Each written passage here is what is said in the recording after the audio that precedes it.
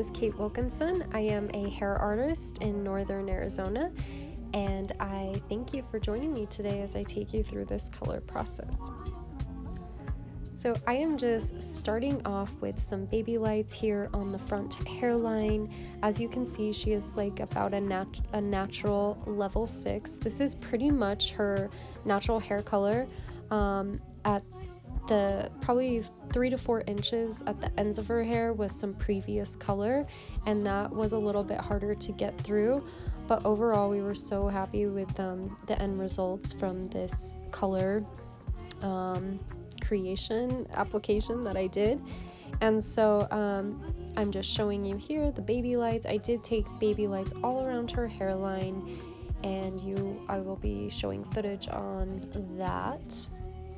I used 10 volume with Redken's Flash Lift to start off with, and here I'm just showing you the front hairline, the sectioning that I'm taking, and again keeping those highlights going up to the hairline. I also wanted to let you know what because I'm going to switch back and forth between brushes, but for my baby lights I love using its Product Club's wide brush. I don't know if you can see it in some of the footage, but it's pretty wide. But the thing I love about this brush is the bristles at the top are not like harsh. They don't leave harsh lines. It gives you a nice feathered look up into the root, and I just absolutely love this brush. I can't say enough. I use it almost on every hair color I do. Mixed, at some point I'm using that hairbrush, that paintbrush. And then here I switched to doing Teasylights, and so I did about 3 to 4 back of the baby lights, and then as I'm getting into the interior of her hair, I start to do Teasylights. And so you can see the sectioning, how thick it is. I kind of vary in how much I'm taking out my weaving pattern and then with the baby light, but they're still pretty fine sections. And then I also switched to using a Bristol brush, like a chip brush, paintbrush, and I just love the softness that it gives and the texture, not the texture, but just the how do I say it? The color application and the softness it gives my colors. So here I am moving on to the back of the hairline and just showing you what that looks like. And I also wanted to give a huge shout out to my assistant here. I just recently got an assistant probably 6 months ago, and it is the best thing that's ever happened. I don't know why I didn't do it years ago.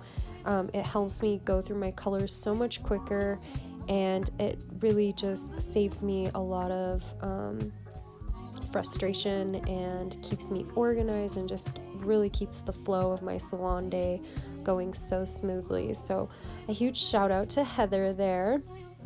And so here I'm really going to point out how she helps me with the foiling, and right here she's gonna throw on, oh no, not on this foil, but here in a little bit I'll start using a different foil. These smaller ones that I was doing, the foil, like regular foil size, those ones are from Product Club, and I really like Product Club's foils. I've tried quite a few, and I'm so used to the consistency of that one, just the way it feels, the way it holds everything.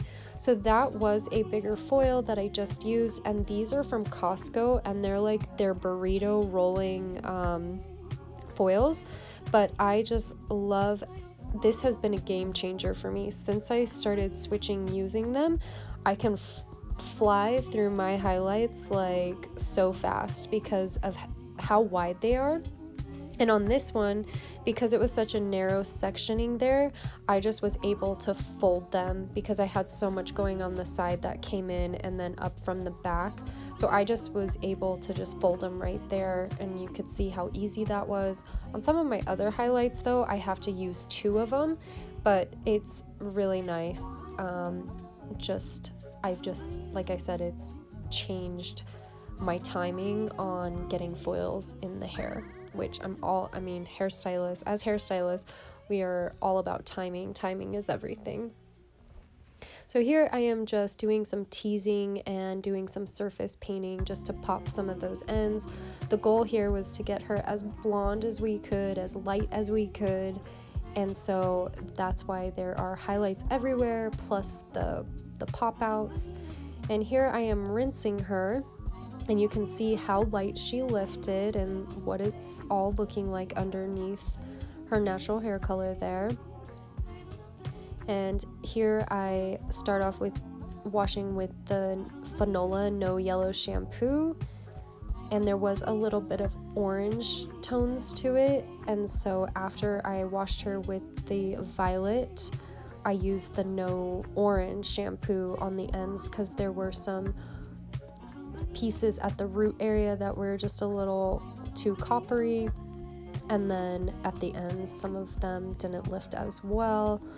So here you can see again how my assistant is so helpful. So while I am applying the root smudge that I've combed out on the other side, she is still going at it on those Teasylights on the other side. And so my root smudge, I used a mix, half and half of 6N and 6NA.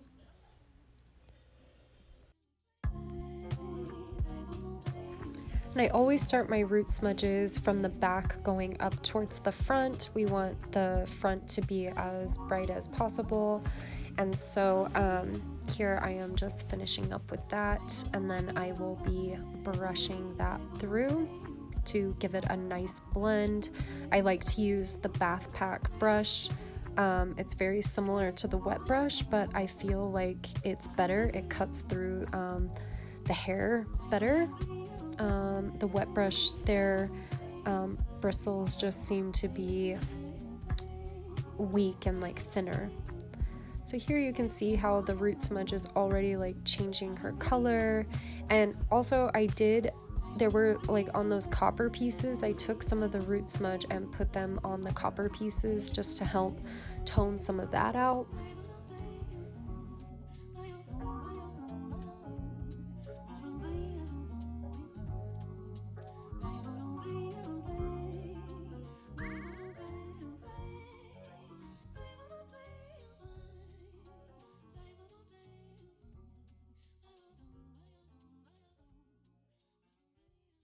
And while I am doing her root processing, I do have the Redken's pH bonder, the number 2, sitting on the ends of her hair. So she's getting a treatment while I am doing her root tapping, smudging, whatever you guys call it. And so yeah, there's that bath pack brush working its magic there. So here I have rinsed her all out, and I am moving on to the toning, and I am just showing you the placement here. So I start off in the very bottom and I have her sit up, and then I move on to the sides. And I used a mixture of 9NA, 9V, 9P, and 9N with 10 volume. And yeah, that was a lot of different mixtures there. But it turned out really well. I can't wait for you guys to see it. And if you guys have any questions for me about any of these steps that I've taken, I would love to answer them for you. And if you guys have any suggestions for me. So here are the end results. It was a big change for her. We actually weren't sure if we were going to get this far. So yeah, thanks for watching, and I would love to connect with you more on Instagram. And if you'd like to make a hair appointment, you can do so by going to my website.